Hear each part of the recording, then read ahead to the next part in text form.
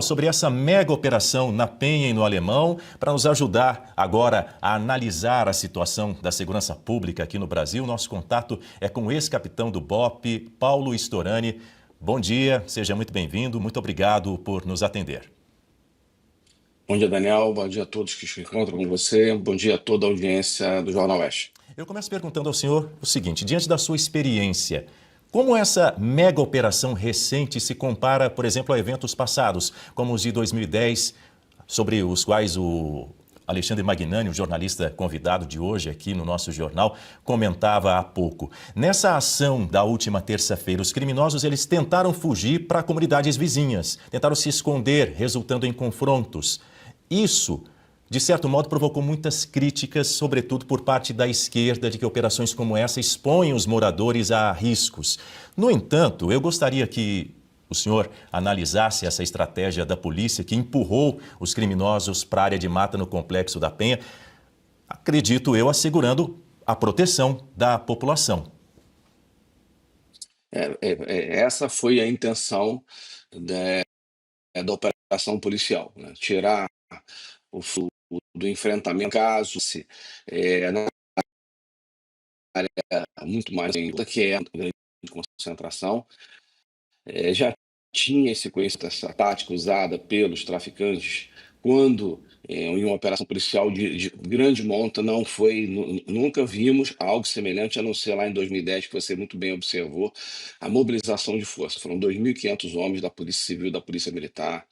O objetivo era cumprir mandado de prisão de criminosos que atuam naquela região, que controlam uma região, somando o Complexo do Alemão, o Complexo da Penha. Nós estamos falando de cerca de 200 mil pessoas, pessoas essas que são exploradas economicamente pelos traficantes, que cobram taxas, muitas das vezes de serviço, taxas para instalação, por exemplo, de internet irregular, determina o que comprar, determina quem entra, quem sai, enfim, é um estado paralelo. Então, foi uma mega operação nesse sentido, em razão da proporção que teve para cumprir mandado de prisão. Essa operação ela levou 2 meses de planejamento até de ser decidido o dia que ela ia ocorrer. E a estratégia foi exatamente isso: diminuir a possibilidade da letalidade caso houvesse enfrentamento, fazendo com que os criminosos, como já tinham feito anteriormente, seguissem para aquela região que é uma mata ali que divide no alto do morro Complexo do Alemão e Complexo da Penha. E ela foi bem sucedida nesse sentido. Houve enfrentamento nessa área de mata, de operações especiais, que ficou responsável para fazer a prisão dos criminosos caso eles fizessem isso.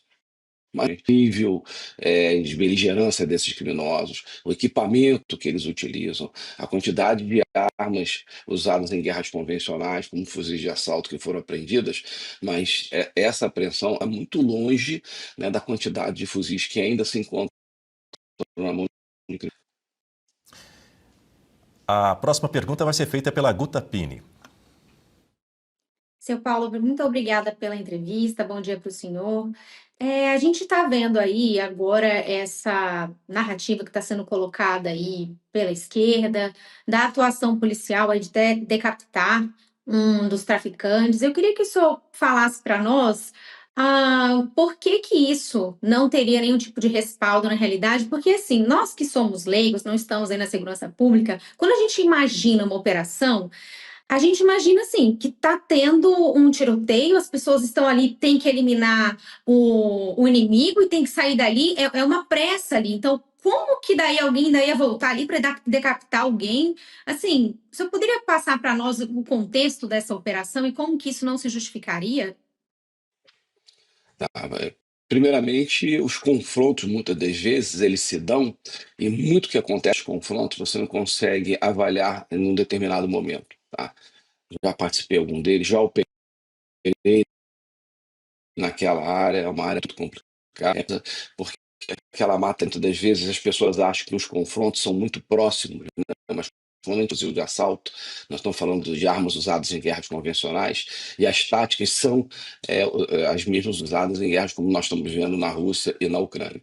O contato visual ele é muito distante, você não tem um contato muito aproximado. Então, quando há uma troca de tiros, alguns que são feridos, muitas das vezes, eles não tombam naquele local. ainda consegue ainda tocarem, são levados por companheiros, acabam falecendo longe dali, da mesma forma que aconteceu com alguns dos 4 policiais que tombaram, foram baleados, foram retirados, perdendo o deslocamento durante o socorro. Então, numa situação como essa, depois do confronto, não se sabe qual foi o resultado. Poderia haver uma operação de rescaldo, no sentido de uma varredura, mas a área era crítica, ainda havia criminosos que ainda estavam ou. A gente está com uma dificuldade na conexão com o Paulo Storani, mas eu vou tentar retomar o contato com ele em alguns instantes. Enquanto isso, eu vou voltar a ouvir o Alexandre Magnani, o jornalista convidado dessa edição do Jornal da Oeste. Quero a sua avaliação sobre o que disse há pouco aí a respeito da estratégia policial na última terça-feira, nessa operação da Polícia do Rio de Janeiro, a Polícia Fluminense, na zona norte da capital. Perfeito. Daniel, eu acho que é algo básico, mas acho que tem que sempre ser repetido, né? O policial não atira para matar ninguém. Ele só reage à injusta agressão. Então, pelo número grande de mortes que houve, não foi que a polícia chegou atirando. Pelo contrário, a polícia nunca chega atirando. Ela sempre ela vai cumprir sua missão, no caso, eram os mandados de busca, de apreensão e de prisão. Só que houve resistência, houve troca de tiro e, consequentemente, quem é mais treinado, que é a polícia, com certeza teve esse número tão grande de mortos. Mas vale ressaltar que o governo federal houve algumas falas contraditórias, vamos dizer assim. O governador solicitou por 3 vezes o uso de blindados. Isso poderia ter sido evitado, poderia ter evitado a morte dos 4 policiais, talvez. Porque quando você tem blindados que resistem a armas de grande precisão, de alta precisão, de grande impacto, isso você não deixa o policial como escudo, você tem uma barreira protetora. E quando você vê o ministro Lewandowski praticamente corrigindo o diretor-geral da Polícia Federal, tentando passar por cima, talvez esconder uma informação, não sei, isso mostra muito como que está a relação do governo federal em relação à segurança pública, tentando esconder, colocar debaixo dos panos essa situação. Recentemente, houve um movimento por parte da Câmara dos Deputados para ouvir o ministro Lewandowski, para tentar entender o que de fato aconteceu. Recentemente, ele também esteve com o governador Cláudio Castro, eles entenderam que seria por bem instituir um escritório para tratar sobre o crime organizado no Rio de Janeiro, e agora a gente queremos ver qual será a ação do governo federal para auxiliar o Rio de Janeiro. Os governadores estiveram juntos essa semana para tratar sobre isso, enfim, em consórcio com vários governadores de centro e de direita, e agora queremos ver qual será o posicionamento do governo federal nessa situação do Rio de Janeiro. Nós retomamos o contato com o ex-capitão do BOPE, Paulo Storani. Berenice Leite vai fazer a próxima pergunta para o senhor. Bom dia, capitão. Que honra recebê-lo aqui hoje no Jornal da Oeste, primeira edição. Bom, a minha pergunta é relacionada aos policiais, né, que infelizmente nós perdemos, 2 policiais civis e 2 militares. Como bem destacou aqui o Alexandre, nós não tivemos o apoio do governo federal no momento, no dia da mega operação, e já teria sido solicitado em eventos anteriores esse apoio das Forças Armadas, de blindados. O senhor acredita que isso poderia ter feito a diferença nesse combate ali junto aos criminosos, e talvez nós não teríamos perdido esses policiais se tivéssemos esse apoio? Eu pedi a gentileza de completar a resposta anterior, porque ela é muito importante, em razão até dos fatos, né, que agora muito estão sendo utilizados por aquilo que nós chamamos de esquerda, né, sobre a decapitação de um criminoso que foi encontrado lá na mata. Não é plausível isso, no pleno século XXI, um policial, numa situação de confronto, né, ainda decapitar o corpo de um criminoso diante de todas as possibilidades de responsabilização. Né? Isso não é plausível, né? Isso não é inteligente. E não é assim que funciona as polícias do Brasil. Não é dessa maneira, mas é assim que essa esquerda quer acreditar que a polícia porque ela precisa, como vocês muito bem colocaram, de uma narrativa para fazer uma crítica às instituições policiais e operações dessa natureza. Bom, então não é plausível. Não foi, aconteceu o que eu acredito que tenha acontecido, porque eles são capazes disso, isso ter sido feito pelos próprios criminosos, exatamente para criar uma contra-informação e criar essa polêmica que está sendo utilizada por aquilo que nós chamamos de esquerda, né? Então, eu lamento por isso, mas era esperado que situações como essa acontecessem da mesma forma que os corpos que foram encontrados lá, que na verdade muitos deles devem ter sido levados para outro local pelos próprios criminosos que se colocaram em fuga, né? Eles foram colocados lá na praça e todos os uniformes deles foram retirados, existem imagens que demonstram isso. Então, tudo preparado para criar ali uma ideia ou criar argumentos que pudesse criticar a operação policial, que pudesse criticar o Estado. E é óbvio que eu não te- eu tenho, conheço muitos parlamentares, tive oportunidade de trabalhar com eles alguns anos aí pela minha vida profissional em vários setores, mas eu não tenho dúvida nenhuma que esses parlamentares, e não há nenhum problema também em relação a isso, eles estão ali para defender exatamente os seus eleitores, porque se eles adentram dentro de comunidades, como imagens que foram mostradas agora há pouco pela manhã, de alguns deputados federais adentrando ali no Complexo do Alemão, sem nenhum problema, sem nenhuma uma restrição, enfim, são até muito bem-vindos, porque eles estão sendo recebidos pelos eleitores, embora a comunidade seja uma maioria de pessoas de bem, mas eles são controlados exatamente por essa força criminosa que permite que eles entrem e precisam desses deputados, precisam que as bancadas, tanto do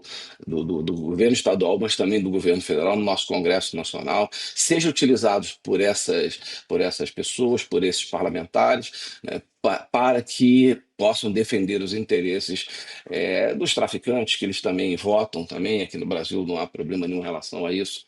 Então, só lamento essa questão. Respondendo à segunda pergunta, é, essa mega operação serviu para uma coisa, ela se tornou um ícone para o Brasil, razão pela qual esses governadores vieram apoiar o nosso governador aqui do estado do Rio de Janeiro, né, que mostrou que os estados, independente da União, eles podem fazer acontecer.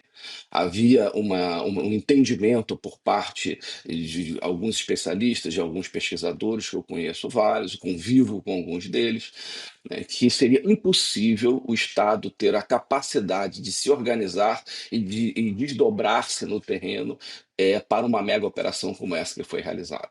Então, mostrou que o Estado tem essa capacidade. Isso tem um valor simbólico muito importante. Eu, na minha atividade como antropólogo, digo isso tem um impacto no imaginário da população, não só do Rio de Janeiro, mas do Brasil, mas também no imaginário dessas organizações criminosas que antes ficavam escudados pela o fato do governo não apoiar operações como essa, esse governo em especial, né, de não apoiar como não apoiou, de ter tomado conhecimento da operação, como ficou bem claro numa declaração coletiva dada pelo ministro da Justiça e Segurança Pública, que acabou dando ali uma chamada de atenção ao vivo, de uma certa forma, para o diretor-geral da Polícia Federal, que disse que sabia. Tive ontem no sepultamento do colega do Batalhão de Operações Especiais, tive contato com os colegas do BOP, do Estado-Maior da Polícia Militar, que todos foram meus alunos na Academia da Polícia Militar, ou posteriormente nos cursos de Operações Especiais.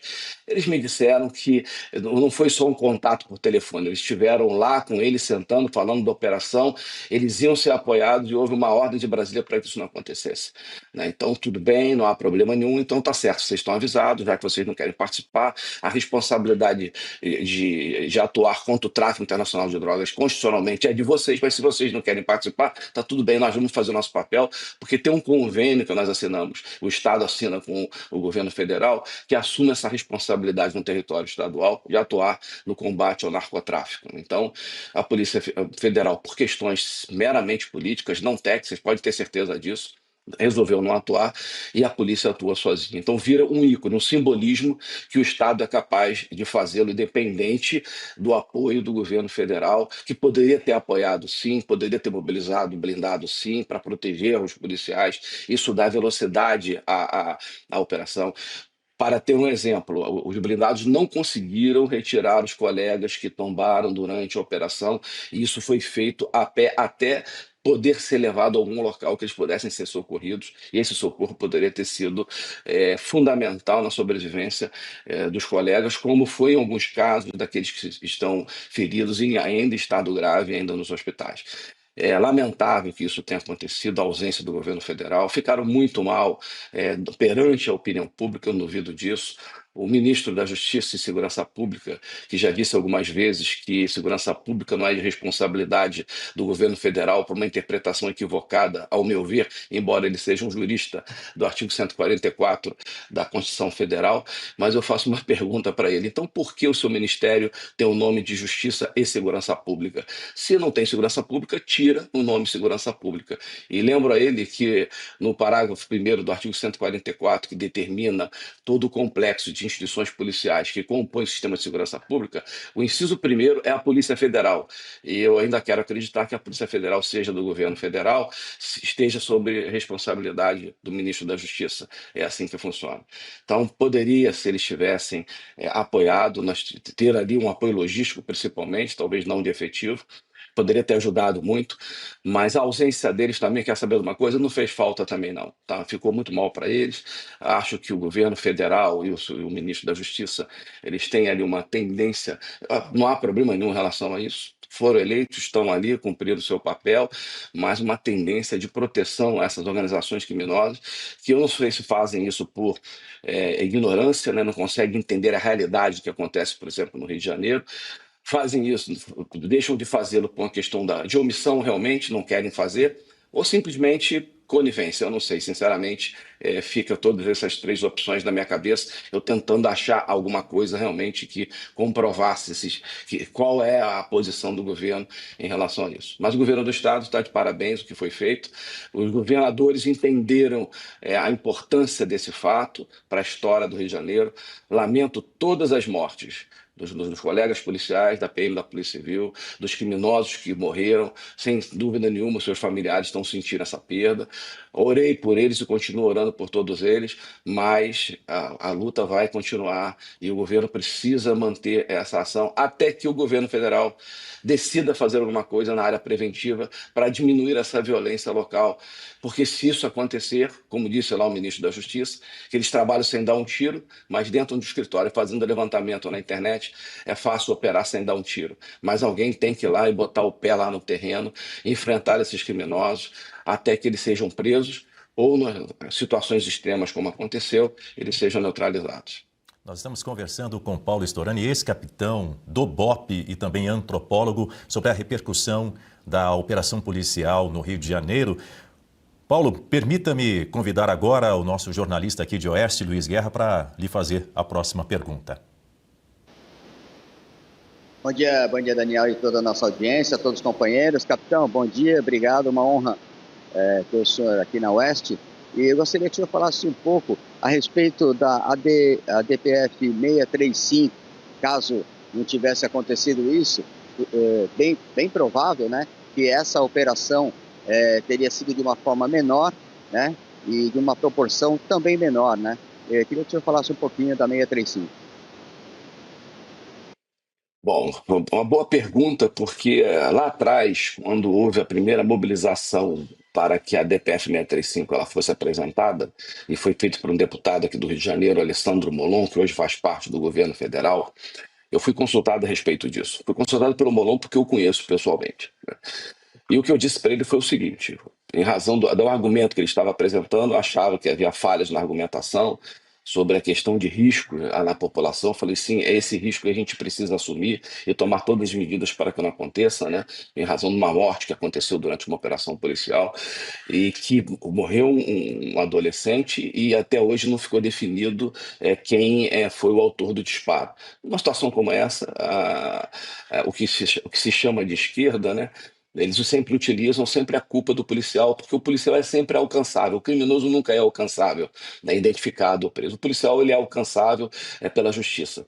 Razão pela qual eu digo para vocês que aquela situação de decapitação, isso não foi feito, não foi trabalho, não qualquer coisa desse tipo por parte dos policiais. Eles sabem muito bem que qualquer abuso que for cometido, eles serão identificados e serão responsabilizados, né? Na verdade, é a única parcela da população que é responsabilizada aqui nesse país. Mas, enfim. Então, a DPF, eu falei sobre isso. E o argumento que eu usei foi aquilo que eu acompanho em segurança pública há 42 anos. Eu entrei na Polícia Militar em 1983.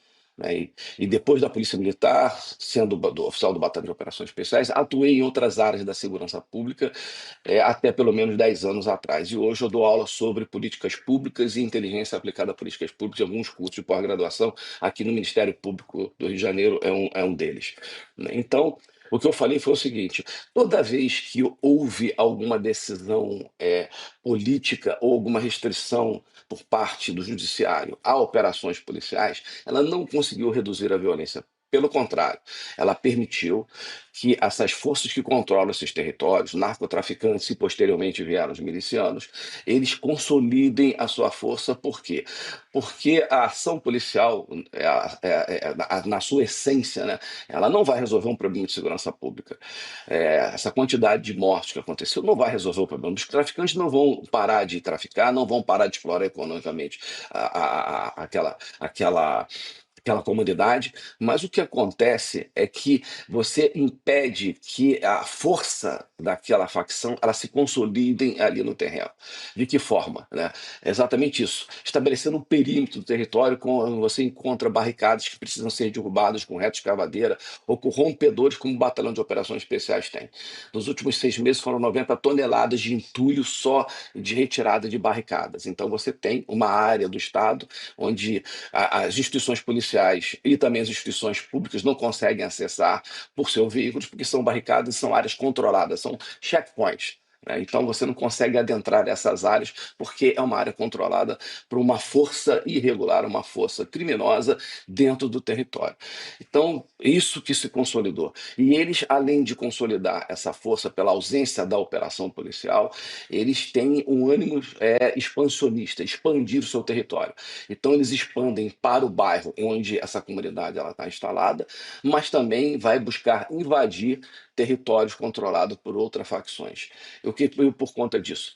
Porque hoje o maior negócio, a maior rentabilidade, os maiores recursos financeiros dessas organizações não vem mais da droga. A droga uma parcela importante desse portfólio criminoso, mas a maior parte vem da exploração econômica dessa comunidade. Então, quanto maior for a comunidade e quantas comunidades estiverem sob controle de uma organização criminosa como o Comando Vermelho, mais recurso financeiro e menos risco, na verdade, porque a droga tem que ser traficada de outros países, da mesma forma que a arma, pode ser apreendido, ocorre prejuízo numa situação como essa, e ali a taxa cobrada ali do comerciante, a taxa cobrada de luz e água da comunidade, está dentro da comunidade, e ninguém vai denunciar isso na delegacia. Então, a DPF 635 ela criou um vácuo que permitiu a consolidação do Comando Vermelho, do terceiro comando da ADA e até de milícia, por conta dessa decisão, que eu sempre disse isso nas primeiras entrevistas sobre a DPF 635, falei isso para o Molon na época, que seria a responsabilidade deles criar um ambiente de exclusão dentro do Estado do Rio de Janeiro por conta da decisão equivocada, baseado em elementos até relevantes. Não pode ter morte de inocente, perfeitamente, mas o que eles fizeram? Tiveram uma visão de curto prazo e esqueceram da visão de médio e longo prazo. O que nós vimos ontem deveria ter um carimbo nessa imagem que vocês estão colocando agora para a nossa audiência.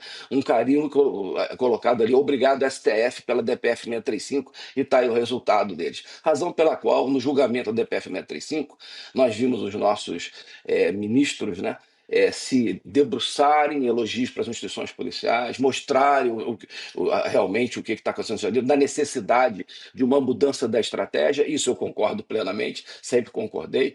A ação policial ela não pode se limitar nela mesma, ela é uma parte de um processo importante para evitar o avanço e a consolidação dos criminosos. Mas o que tem sido feito, por exemplo, no controle dos recursos financeiros que são que fluem, né, no sistema financeiro brasileiro, que poderia ser papel do Ministério da Justiça e Segurança Pública, papel do COAF, Ministério da Fazenda, controlando isso. Seria a melhor forma de você tirar a força dos criminosos, é quando você ataca o viés financeiro deles, quando você mobiliza esses recursos. Tá? O que eles têm feito em relação a isso? O ministro da Justiça, o ministro da Fazenda usam agora a operação que aconteceu em São Paulo, por iniciativa da Secretaria de Segurança Pública, por iniciativa do governador de São Paulo, Tarcísio de Freitas, e eles usam como que a operação que eles tiveram participação, sem dúvida nenhuma, e foi um trabalho excepcional, sem dúvida nenhuma. Por que eles não fazem isso também em outros estados da federação? Porque não tem lá uma força-tarefa do governo federal só para atuar contra o crime organizado? Que dificuldade que o governo federal tem de entender dessa maneira? Eles só precisam provocar, eles só atuaram em São Paulo para não ficar feio para eles aquilo que um governador de São Paulo já tinha observado, a ausência do governo federal naquilo que lhe compete. Não precisa eles sujarem as mãos e sujarem os pés entrando nas comunidades para enfrentar os criminosos, mas façam aquilo que estão dentro da sua competência, que já ajudaria em muito diminuir a violência que ocorre aqui no Rio de Janeiro e em qualquer lugar do país. Então, o que criou a DPF 635 foi isso. E aquilo que o julgamento decidiu lá atrás, né, há pouco tempo, que ainda estamos vendo desdobramento dessas decisões. O nosso czar do Brasil, que é o Alexandre de Moraes, deve agora chamar a atenção do governo do Estado, sabendo o que está acontecendo. Mas, enfim, mais um fato, né, um factoide aí para a gente agora ficar acompanhando. Mas, lamentavelmente, aconteceu. Não reconheceu publicamente o STF do que fizeram, mas as decisões que eles tomaram mostraram o quanto eles foram equivocados na decisão inicialmente do Fachin e depois do Pleno, que resolveu dar aval à decisão que o ministro Fachin tinha ocorrido. Não fizeram ali o meia-culpa, mas as decisões que eles tomaram, para mim, ficou bem claro, né, que eles viram o tamanho da bobagem que eles fizeram. E quando eu vi isso, eu me lembrei de uma frase usada por Winston Churchill nessa Guerra Mundial, referindo-se à RAF, né? Então eu vou parafrasear o Winston Churchill aqui. Nunca tão poucos fizeram tanta bobagem em tão pouco tempo. O nome disso é STF. Lamento muito ter um Supremo Tribunal Federal que tome decisões muito mais por viés ideológico do que questões técnicas. Espero que mude o seu comportamento, porque a população precisa disso. Bom, Capitão Paulo, pegando o gancho do que o senhor disse em relação ao orçamento federal que é destinado para a segurança pública, eu queria destacar que só em 2023, com a entrada do presidente Lula, nós tivemos um corte de mais de 700 milhões de reais, o senhor deve saber disso. Mas no Congresso Nacional nós temos uma ala conservadora que agora está tentando mudar, né, a lei antiterrorismo para reconhecer, inclusive, que esses faccionados são terroristas. Diante disso, eu também quero trazer aqui um outro elemento que é a questão do BOP, né? O nosso batalhão de polícias especiais, eles até usaram ali nas redes sociais um trecho, né? Nas redes sociais eles lamentam com profunda dor a morte desses heróis que estavam ali defendendo a sociedade. E no final destacaram, nós não vamos parar. Aliás, eles falam, ninguém vai parar a gente pela memória dos que tombaram, pela honra dos que permanecem e pela paz dos que protegemos. Então, somado a essas informações, o senhor acredita que a mudança dessa lei do antiterrorismo, classificando esses criminosos como terroristas, na prática, o que isso vai mudar? A questão do orçamento, por exemplo, tudo isso pode estar envolvido? Como o senhor vê o avanço, a importância de avançar nessa lei que tipifica de verdade, né, os criminosos como terroristas e que temos, né, vocês estão vendo aí, inclusive o post do BOP, lamentando os policiais que morreram de forma heróica, mas de que forma o senhor acredita que essa lei vai fazer a diferença, inclusive buscando orçamentos fora do país? O próprio Donald Trump dos Estados Unidos vem pressionando o Brasil para que mude esse posicionamento. Bom, essa frase que foi usada pelo Batalhão de Operações Especiais, ela está sendo usada e ela era um dos sargentos que tombaram com honra nesse combate, né? Então, ele tinha esse hábito depois do briefing que é feito para a missão, ele tinha ali o hábito dessa frase para a equipe na qual ele operava, né? Então, o comandante do BOP, Coronel Corbatti, que foi meu aluno, né, ele tomou isso como agora um lema do BOP, e eu acho muito importante, simbolicamente importante, para aumentar o ânimo da força da tropa para que continue esse trabalho. Não foi a primeira vez que colegas tombaram ao longo da história do Batalhão de Operações Especiais, mas nós honramos a memória deles fazendo o nosso melhor. Sobre a questão do tratamento da classificação de terrorismo, que eu tento entender o motivo que o governo federal não quer fazê-lo. Eu estou falando um argumento técnico. Não consigo encontrar, né? Essas imagens demonstram o tamanho do problema. Eu estava fora do país, retornando para o país, quando minha esposa no aeroporto me mostrou exatamente essa imagem. Quando eu olhei, eu falei, olha, voltamos a ter problema em Gaza. Ela falou, não, olha direito. Quando eu olhei, Complexo do Alemão. Eu falei, pô, o que está acontecendo? Então, esse é um retrato do tamanho do problema, da realidade do Rio de Janeiro. E eu fico tentando entender por que o governo federal resiste tanto a isso, né? Porque primeiro que podemos classificar sim. Vamos lembrar aqui que durante a operação policial, ordem determinada de dentro dos presídios pela liderança do Comando Vermelho, pelo menos 70 ônibus foram sequestrados, foram colocados como bloqueio em vias importantes do Rio de Janeiro e incendiados, né? E começou ordens a serem dadas por parte de integrantes dessa facção nos comércios para que fossem fechados.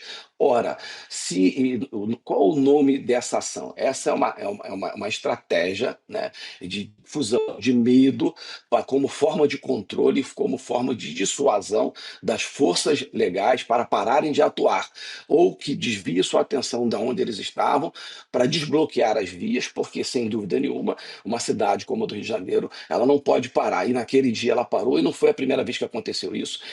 Tantas outras operações que aconteceram, essa é uma tática usada pelas organizações criminosas, não só o Comando Vermelho, mas que chama atenção e causa ali o medo na população. E as instituições policiais elas precisam agir para que esse medo ele não se propague, porque situações graves podem decorrer em relação a isso. Qual o nome disso? Isso é terrorismo, tá? E se for determinado como terrorismo, aí vem a questão.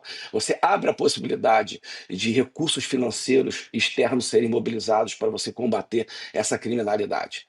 Eu não sei se talvez esse seja o problema do governo federal. E segundo, né, troca de informações. Falei aqui anteriormente sobre fluxo de recursos, lembrando que Comando Vermelho e PCC são organizações transnacionais. Com certeza há mobilização de recursos feitos para lavagem de dinheiro, para pagamento de armas que são traficadas, de drogas, enfim. Então isso sai de uma conta e vai para uma outra conta. Isso não vai em espécie, com certeza isso não vai em espécie. Como a gente pode monitorar isso? Dentro do Brasil, qual é a limitação dos órgãos brasileiros para monitorar isso? Mas, com certeza, fora do país, existem instituições que têm essa capacidade. E quando um país ele aumenta, coloca o status de terrorista de organizações criminosas, como nós podemos fazer aqui no Brasil, imediatamente torna acessível ao governo brasileiro essas informações, o que facilita o trabalho de investigação, identificação e prisão desses criminosos. Então, aquilo que eu falei anteriormente, eu não consigo entender essa resistência. Parece que nós vivemos numa tranquilidade e seria um exagero que nós classificássemos essas organizações como terroristas, porque não há necessidade disso. Não, é o contrário. Vivemos uma realidade dura, as cenas mostram isso, a mega operação demonstrou isso, a quantidade de criminosos hoje no Rio de Janeiro, nós estamos falando de 56 mil criminosos hoje ligados a alguma facção criminosa, quer seja traficantes ou milicianos, segundo dados da própria Secretaria de Segurança Pública do Rio de Janeiro, num documento que consta na DPF 635, que foi apresentado pelo governo do Estado, mostrando o tamanho do problema que nós vivemos aqui, mas as autoridades do governo federal insistem, né, em que resistem a um comportamento como esse. Eu fico muito preocupado, porque são eles que estão conduzindo o Brasil, mas estão conduzindo o Brasil para onde? Essa é a minha preocupação. A minha preocupação mais não é um Brasil hoje para mim e para minha esposa, é para os meus netos, né? Que país que meus netos irão viver com um governo que pensa dessa maneira. O jornalista Alexandre Magnani faz a próxima pergunta para o senhor. Capitão, bom dia. Eu iniciaria perguntando sobre as unidades de polícia pacificadora. Durante o governo do então governador Sérgio Cabral, ele começou a implementar essas unidades. Para aqueles que não estão familiarizados, são fora do Rio de Janeiro, são unidades, o senhor vai poder até explicar um pouco melhor, das polícias em comunidades. E iniciou essa implementação e após a invasão do Complexo do Alemão, né, a ocupação, melhor dizendo, instituiu uma unidade de polícia pacificadora naquele local e mais pouco tempo depois se tornou infrutífera, demonstrou que era um fracasso essas unidades de polícia pacificadora.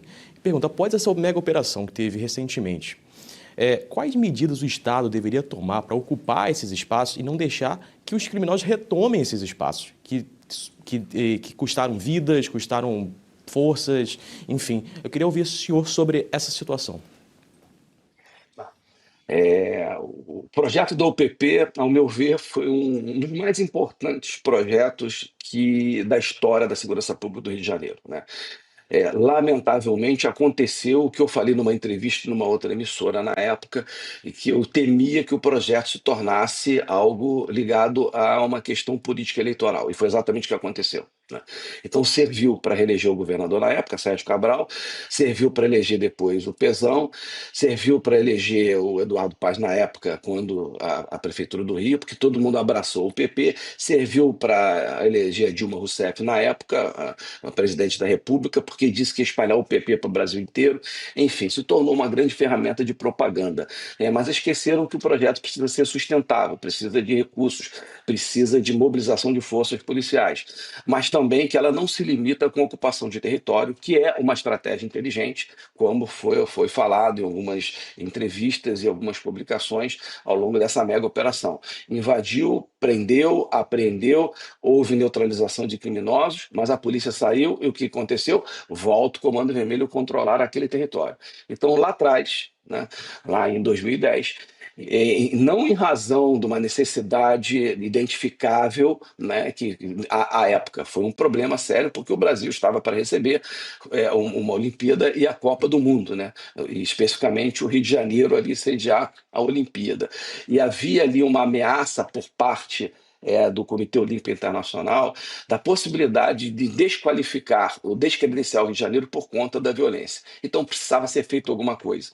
E de uma reunião surgiu a ideia de invadir e ocupar, criando ali o chamado cordão sanitário da ocupação de algumas comunidades, principalmente no chamado corredor olímpico, para dar proteção às pessoas, né, aos atletas, às comissões técnicas, enfim.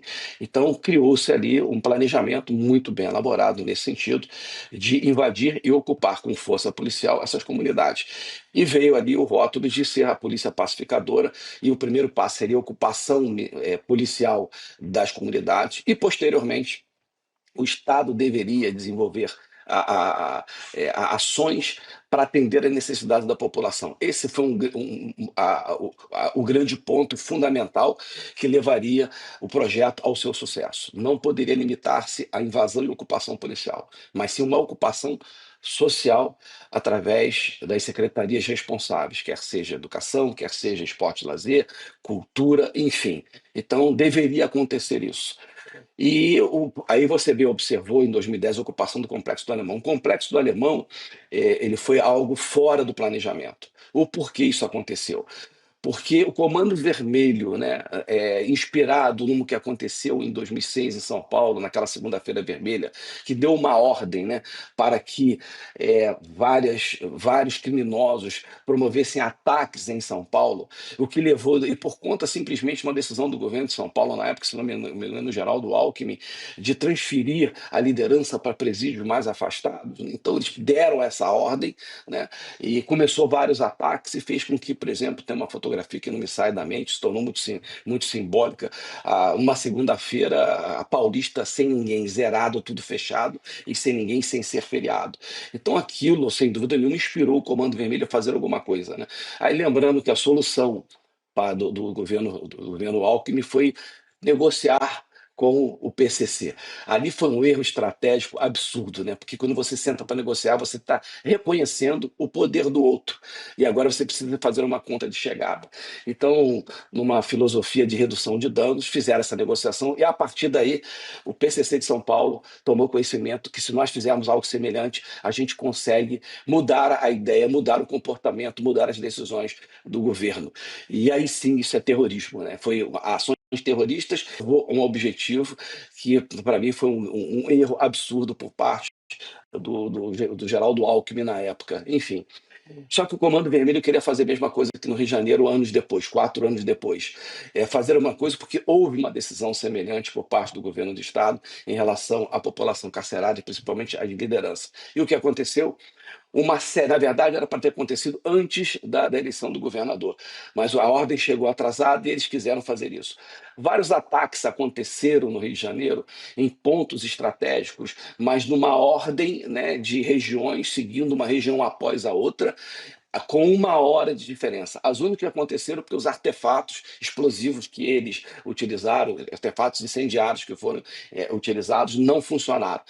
E aí vem a pergunta, né? Ataques contra veículos, fechamento de vias, veículos que foram incendiados, lojas que foram incendiadas, com um intervalo de 1 hora. Qual o nome podemos dar a uma ação que tenta infundir o medo para uma mudança de tomada de decisão? O nome disso é terrorismo, né? Então, houve uma decisão de encerrar algumas incursões para a instalação do PP e que fosse mobilizado para o alemão. E lembrando, na época, que foi um grande efetivo das polícias civil e militar do Rio de Janeiro, mas também as Forças Armadas foram utilizadas, Exército Brasileiro e Marinha do Brasil, cedendo seus blindados. Uma mega operação, muito maior que essa, foi feita no complexo do Alemão. E foi aplaudida pela população em relação a isso. Então, a população de bem, ela sabe que nós precisamos disso. E, a partir daí, o PP tomou uma outra dimensão, não só nacional como internacional, passou a ser uma grande vitrine, por isso que eu digo que foi utilizada.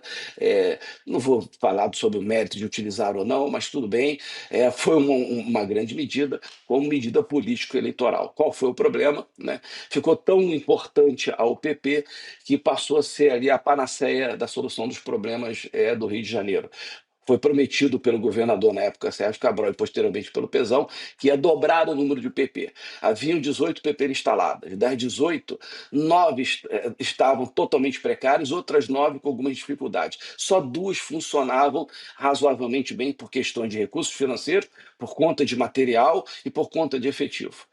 Quando eles resolveram dobrar, o que eles fizeram? Pegaram os recursos dessas 20 e distribuíram para as outras que estavam sendo inauguradas. E todo o esforço da polícia para isso. E qual o problema? Então, todas que foram instaladas, como essa do Complexo Alemão, que o nosso repórter muito bem observou, ela estava ali de uma forma precária. E dessa forma precária, depois de um tempo, a UPP, aqueles criminosos que haviam saído quando da ocupação, começaram a retornar, porque o efetivo não era o suficiente para promover segurança daquela comunidade. E várias unidades do PP elas passaram a ser atacadas por esses criminosos, quer seja de Comando Vermelho, terceiro comando ou da ADA aqui no Rio de Janeiro. Então, o que aconteceu a partir daí? Foi enfraquecido o projeto. Mas lembrando que das 3 fases do projeto da UPP, que era ocupação policial e depois ocupação social e posteriormente saída da polícia, não passou-se da primeira fase.